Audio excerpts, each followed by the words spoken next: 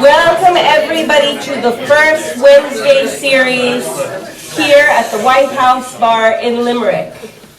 We meet every first Wednesday of the month at 7:30. My name is Dora and I'm going to be hosting tonight. Tonight we're very fortunate to have Greg Delanty with us. And I'll just give you just a few sentences about Greg and then we'll be on to the poetry because that's why we're all here. Greg Delanty was born in Cork and now lives in the US and in Ireland. He dually. His poetry collections include Cast in the Fire, his debut, which was the winner of the Patrick Kavanagh Award in 1986.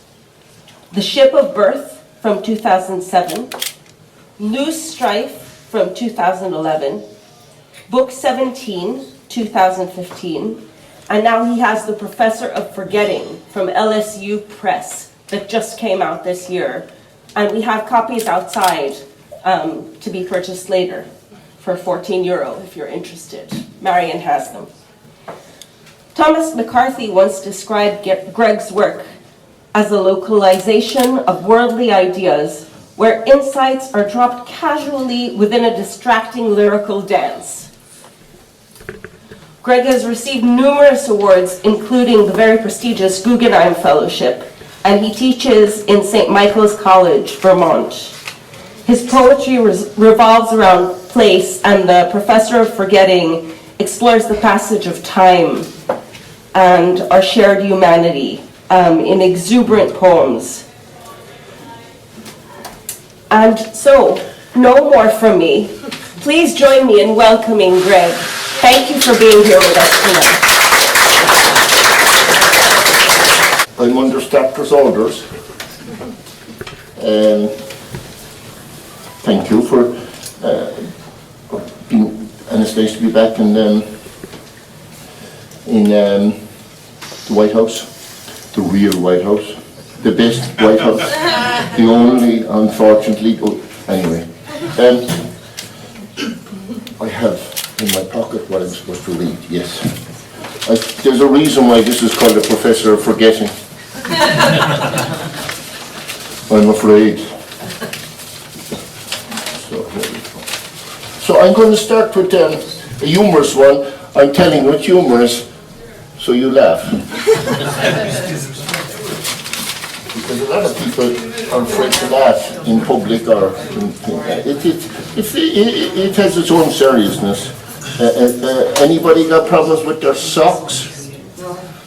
You know, I actually have 2 big bags at home of single socks, and I don't know where the other one's gone. And occasionally they turn up.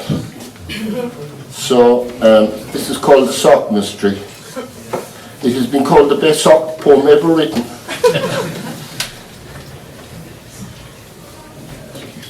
I should be better than this now. So it's hard to pick up the poems if you don't.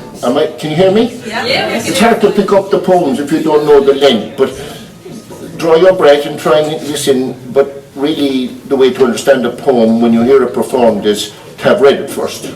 So that's another way of saying you should have bought the book before I got here. The Sock Mystery.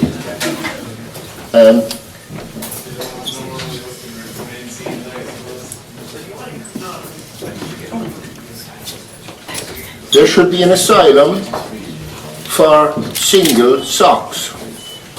Lost, dejected, turned in on themselves. The twin sock, soulmate, doppelganger, gone AWOL. On the lam, slipping through a time-space warp, somewhere within the module of the washing machine, or dryer, rattling in the cellar's deep space. Gone we know not where, to the afterlife of socks, the Elysium of Argyle, the Valhalla of winter woolies, the Shangri-La of crew, gold toe, tennis, summer wear. Surely there's no purgatory or hell for socks. Even for absconders who walk out on partners, family, before their souls are worn threadbare, their number up. The odd time it happens, these socks get lonely for the earth. And weeks, months later, the prodigals meekly reappear under the bed, cushion, wardrobe, only to discover their partners have disappeared, passed on, unable to make it alone. But how good it is to see socks united once more, folded into each other, close, touching, at one. The deserter promising to stay put, not to take a hike, not to do a runner this time. No greater joy is known than on these occasions. Such dancing, such cavorting, such jubilation in the kingdom of socks.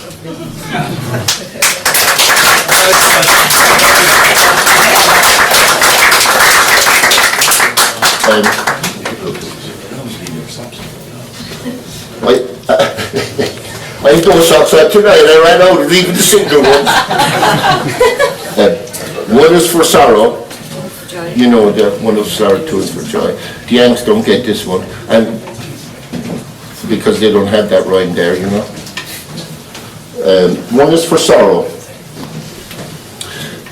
It's a 3-line poem, so you don't have to concentrate too much for this.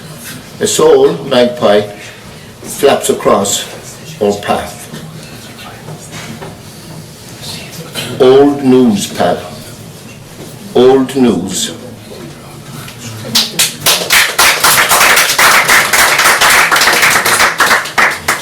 I sat in a restaurant today because I got here early and I had something to eat and I destroyed my drinking. I normally drink a few pints and then had my dinner, but I had my dinner and I'm down to the wine.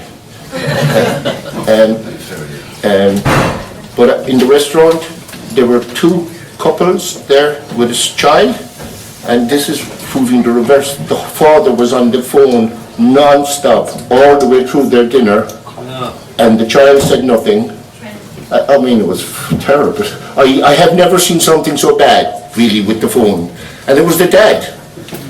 And the woman said nothing, didn't talk to the child, and they were all on their phones for the whole meal. I just couldn't get it, man. And this is a poem about the mobile phones and my own son, Dan. And he's great, but there's a few references here. It's called Parenting Now. And there's an epigraph, the book's premise, it's a reference to Dr. Spock. I don't know if you're Americans or you thank you. Fuck, I don't know. But the baby and childcare book, you know. And actually what he says in the book's premise to parents is that you know more than you think you do. Okay, very good. Phobbing, you know what phobbing is? It's when somebody picks up the phone when you're talking to them. It's a manner word where they put snubbing and phone together. And there are other terms. The Generation Z kids is the general term in whatever for kids that were born, I don't know, in 1990s to now or something. I don't know the exact date. Parenting now. A father had it out with his son again last night. Their connection isn't great of late. His son is all of smart 17. His son is the light of his father's night. Dad's in the dark on this one. He's smart, recalls his teens, says if he had to go through all that again, he would jump off a cliff. Tells himself to be kind, patient. Parents know zilch, after all. But this is more than a riff. This is the new, ongoing, all-out battle, the invasion of the smartphone. Most Generation Z kids hooked, phobbing their own selves, and on every occasion, begetters. Many addicted themselves are spooked, lost, powerless in the midst of the cell phone coup. Outsmarted, no even less than kids think they do.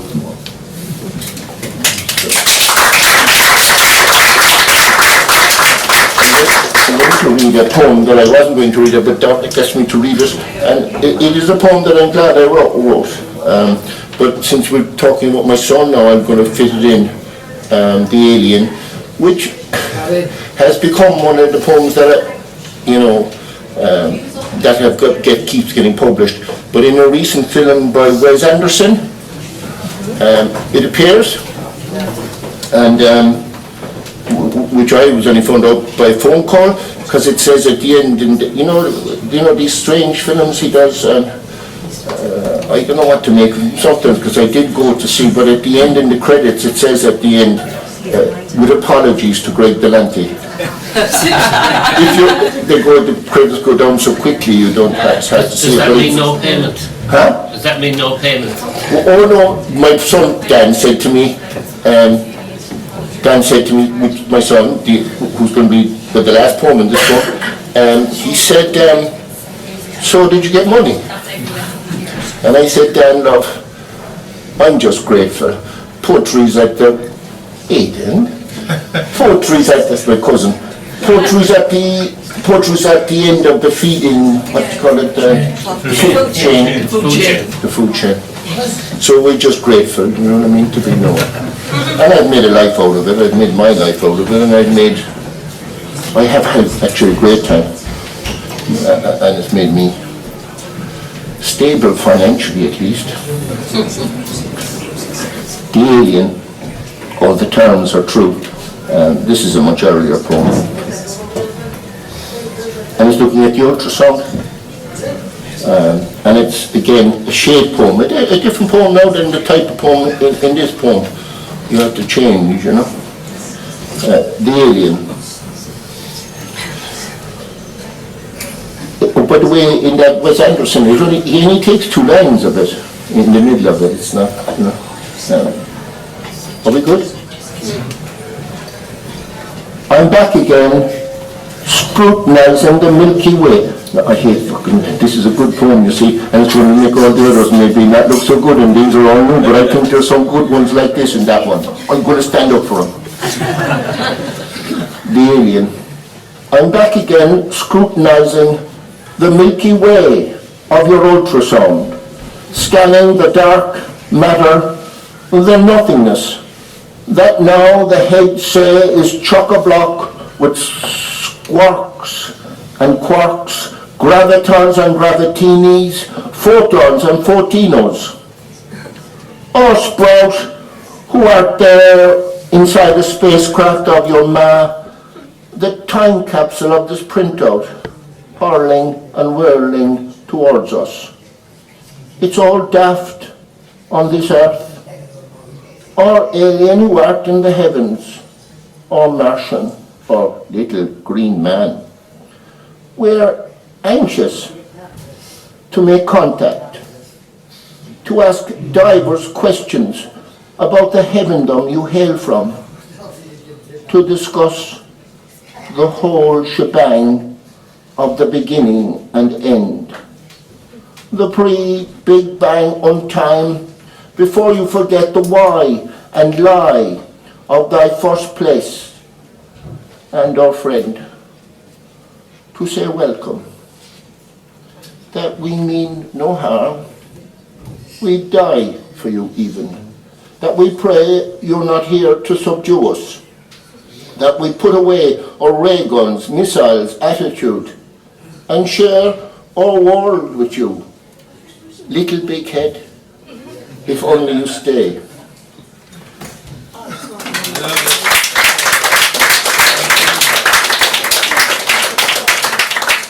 I'm going to read one from my mother now, actually.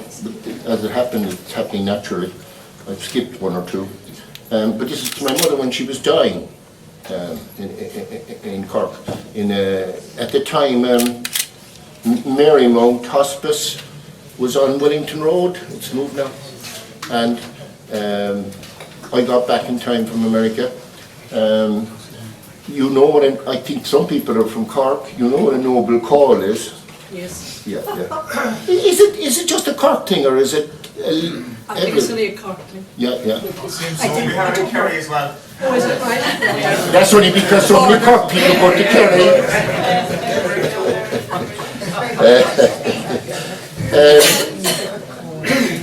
There's a few things, I don't need to say anything about this really.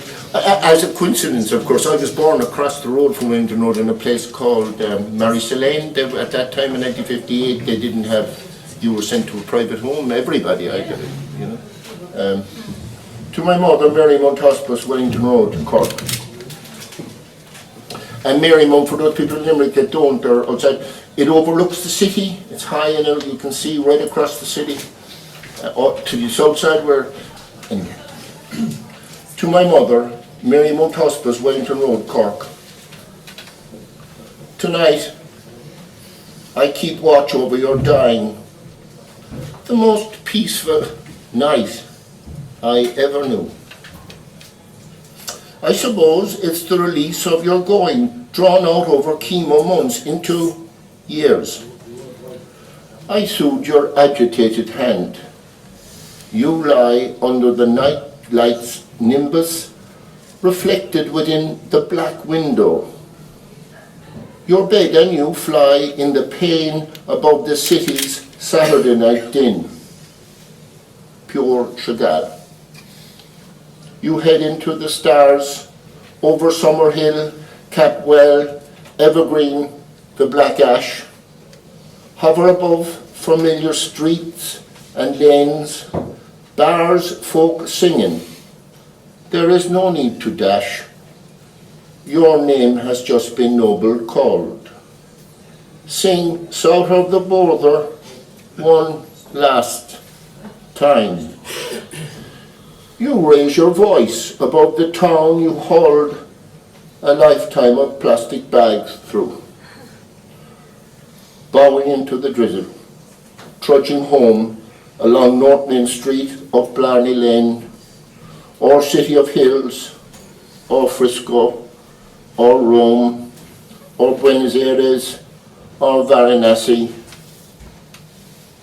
Rain weeps on the pane. Your hand must be waving adios.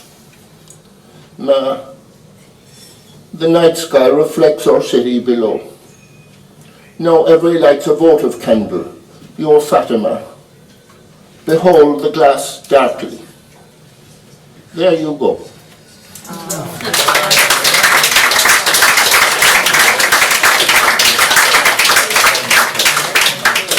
A sonnet that was in the Irish Times. I think my mother would really be cross on me if I posted it, but she was a tidy freak. Sorry, I don't freak is the wrong word, but it's true actually. I mean, you couldn't dent a cushion in the house, and that's a fact.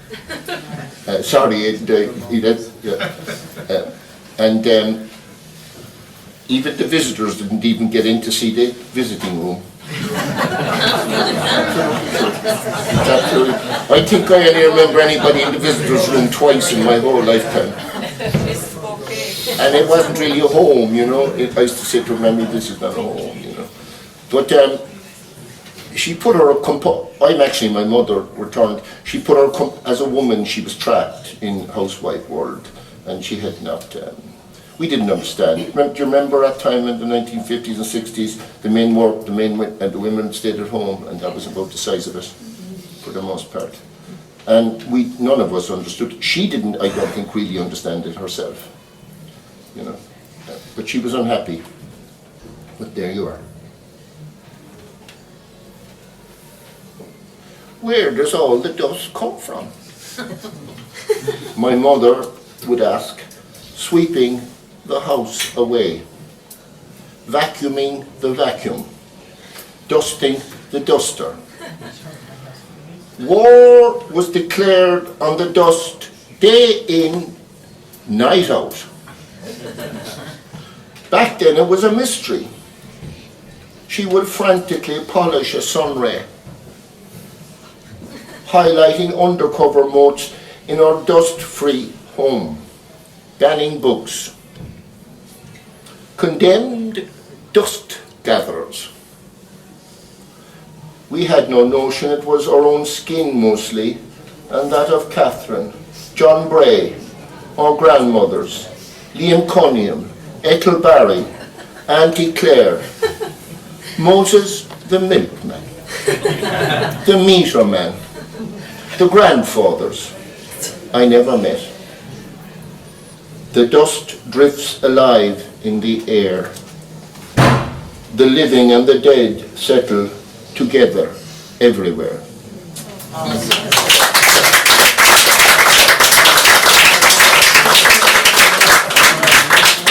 have about 10 more minutes on me. Yeah, you're good. Am I good? Yep.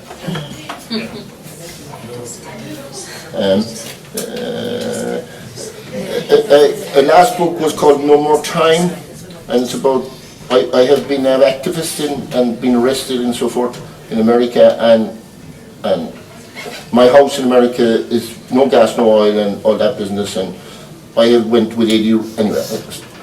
This is, I don't know, hey Gay, my old pal from the lifeguarding years, who he used to give me his apartment when my mother threw me out because I was writing poetry. They're right, Gay. And I know, but I don't know, what was it, why did I?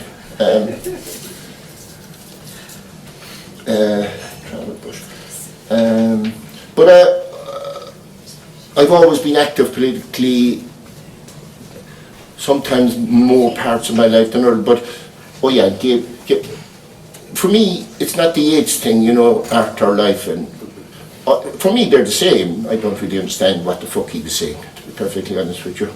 I mean, I think it's kind of, I think he's a great, of course he's the great poet, but art and life, for me, is the same. It's all part of my life. It's not separate. It's not anything. And when I get arrested, or when I do civil disobedience, or when I cycle to school, I gave up my car 10 years ago. I know car in Derrynane and so on.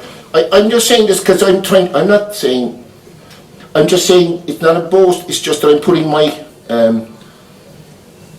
words where my mouth is, or is that saying it the right way? My, do you understand? Yeah.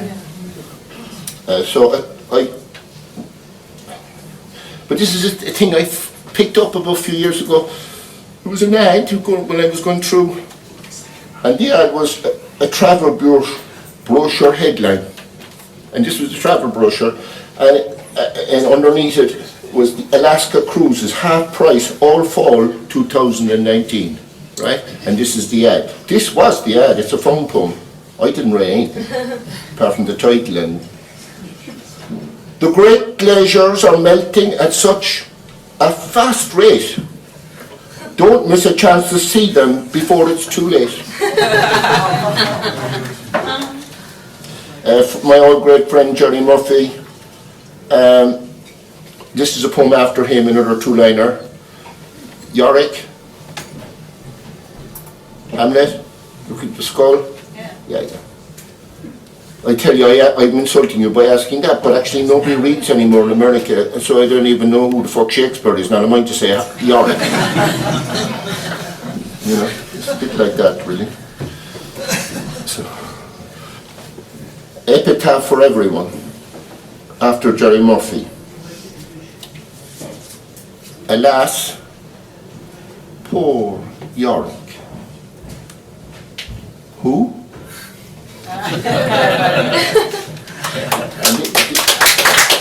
the poem, I'm going to finish up now soon, but elegy for somebody with Alzheimer's. I knew somebody that died, and I know a lot of people now, and I'm afraid I'm terrified I'm going to have it myself. I was saying it to somebody a while ago, and I said to John, that's why I have my hearing aid now, because they say now if your hearing aid, if you're here, it causes it. It's one of the symptoms.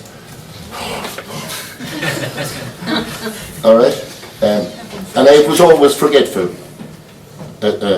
always. Like when I was a child, but we'd get into that in a poem in a moment. Elegy for somebody with Alzheimer's. Lethe, the river in the underworld where you cross over and forget as you cross over. Sorry if I'm presuming, I'm not presuming you don't know it, I'm just... Elegy for somebody with Alzheimer's, I have Ed Epstein. Whoever you are has escaped, can't be traced.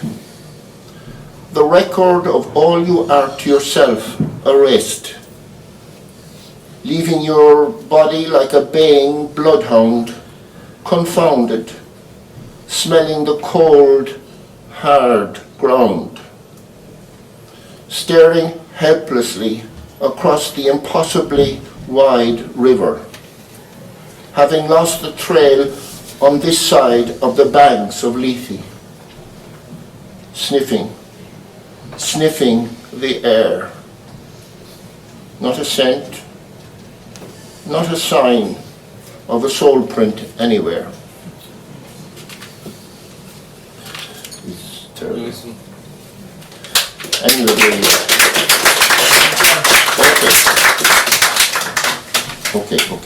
Okay. Tell me, 2 minutes, 3 minutes? Yeah, 3 to 5. No, I understand that. I mean, you have to come out, or people have to come on. I'm going to read one. I didn't have time to look at this to figure out other new ones, so you have to forgive me, but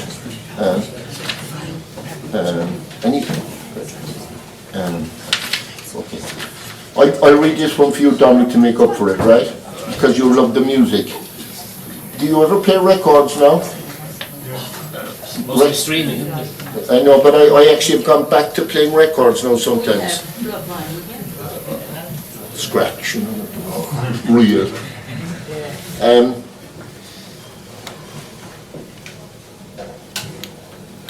For the record is the title. It's just this length. And then I read that and then I'm done. For the record, you endure the first world bother of having to get up. I'm speaking to myself, of course, you know, at night time having my few drinks before my dinner. You endure the first world bother of having to get up. Actually arise from your comfy armchair, flip through worn LP sleeves, clean the touchy stylus, gently lower its beak onto the disc's rim, or skip to a favourite, the circles like tree rings between songs.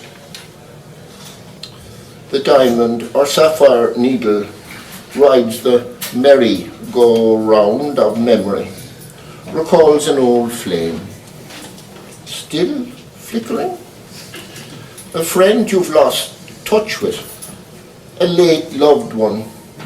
The air of the world seems safer before foundering in the dead wax zone beyond the last track. The sound is deeper, more real compared to today's sanitized digital. What mashed potatoes are to instant potatoes, or draft Irish Guinness is to American Guinness. And to this litany in praise of the record, add the scratch effect. Crackling voices coming across as if at a seance, through the static of the past, or via the receiver picking up contact through space as you travel on board the vinyl time machine that zooms at warp speed back and forth. Which period and place shall we visit tonight?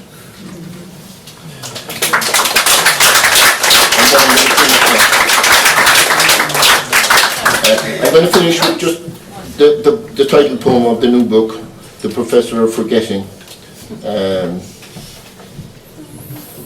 There's nothing really I have to say about it. It's all evident, really. I mean, I've been teaching on the side, but full time,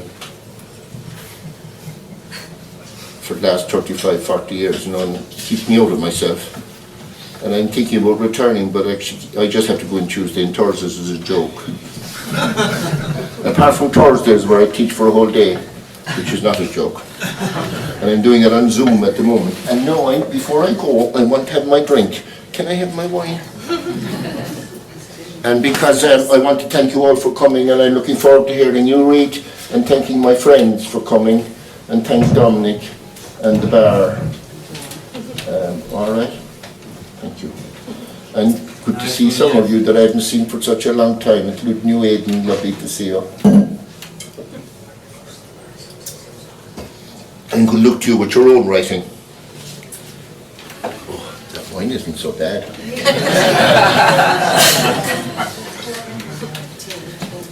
Oh dear. Gregory. The Professor of Forgetting. My dad was a compositor. There's a whole book with that, the Hell Box in Cork. But you set the type upside down and there's all the phrases. The Professor of Forgetting. A colleague asked why I call everyone darling, love, or kid. A query with an edge, implying stop being corny, even on PC. I said nothing, let it go. I am learning to let so much go. I didn't say, I'm long enough in the tooth now to get away with such endearments, especially to the young. The way the world is going, they need all the affection they can get. Nor do I mention how my memory's going. Rosters of over 70 terms locked away in the inaccessible walls of my hippocampus. How I can barely manage to retrieve this spring's list before students head off into their unknown lives, wishing them well with something like love in my tone. A few here, I think, for I have thought them about tone and words. How many classes did I say the like, repeating myself, repeating repeatings, forgetting I'm repeating? Life is so much repetition, so much forgetting. How I think the one I say most, kid, is because of the way my father welcomed me home more than half a life ago. He'd rise, unfold himself above flowers he'd planted in our suburban garden that he'd retired to after his 8 to 5 day in the composing room of the Eagle Printing, sorting sorts, setting characters, justifying, distributing. Unfurled, he'd fix his specs, rub the red quotation marks on either side of the bridge of his nose, smile and say, here's the kid. Never a mention of love. It was all in the tone, all between the spaces, the legs, the dingbats, the words. So unassuming, so not in your face. And that was before my mother's taken for granted, seemingly casual, hello love. I've always been forgetful, haven't I, Ma? Remember how I forgot. Left the 3 tassel caps, who knows where. My first week in school, woolen hattines, you spent all summer knitting. Or, that Friday, it slipped my noggin to deposit my first wages straight after work. All set to pay my way in life at last. And arriving home found I'd lost it. How could you forget? I hear you. My mind's ear remembers. Remember? You thought I was kidding. I'm forgetting that other country, that other world. I am forgetting. I remember this. Excuse me. No, where was I?